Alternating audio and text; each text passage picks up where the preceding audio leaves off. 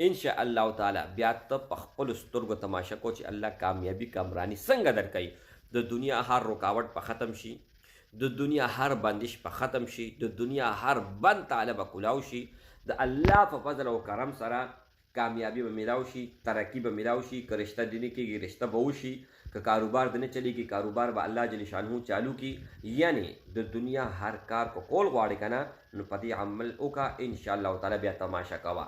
نحمده ونصلي على رسوله الكريم، اما بعد فاعوذ بالله من الشيطان الرجيم، بسم الله الرحمن الرحيم. السلام علیکم ورحمۃ الله وبرکاته. امید لرم چې تاسو ټول بخیر خبر خوشاله یو چې کم ځای کې هم یې نو الله جل شانه تاسو خاد آباد او خوشاله ساتي. دا زبل ځای کې راغلم په لاس کې مې موبایل نسلې نه مایک شته او نه چې کم نه سټینډ شته هېڅ هم نشته، خو یو عمل زما د مخې نه تیر شو او ډیر پاورفول دی، ډیر مضبوط دی، ډیر زیات طاقتور دی. که یو انسان کې جنات وردن نشي او هغه جنات په هیڅ طریقې نوزي، یا ستا کاروبار کې بندش ته کاروبار نه چلیږي، رشته دې نه کېږي هغې کې بندش ته، یا رشته دې شوې ده ماته شوې ده، یعنی څه قسمه هم د دنیا مسله تا ته درپېښ ده، هره مسله د هغې نه نجات غواړې نو هغه به ته څنګه ګوره دا شیطان دی که نه دا انسان کې دننه کېږي نو د شیطان د جنس نه چې کم دی نو دا جن دی، دا پیریان دي.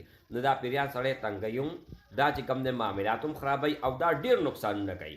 د دې نه بچ کېدو دپاره رسول الله صلی الله علیه و آله وسلم احادیث مبارک دی چې هغه دا دی چې کم انسان د ماسپښین د غرمې روټۍ خوري او د کال 12 میاشتې دا عمل کوي، دا نه چې یو ورځ یې وکړو بیا خبره ختمه، چې ټیم ورته میلاویږي او 100% به دا کوشش کوي چې زه کله د غرمې روټۍ وخورم د هغې نه پس فورا قیلوله به کوي، کم از کم 10 منټه کم از کم.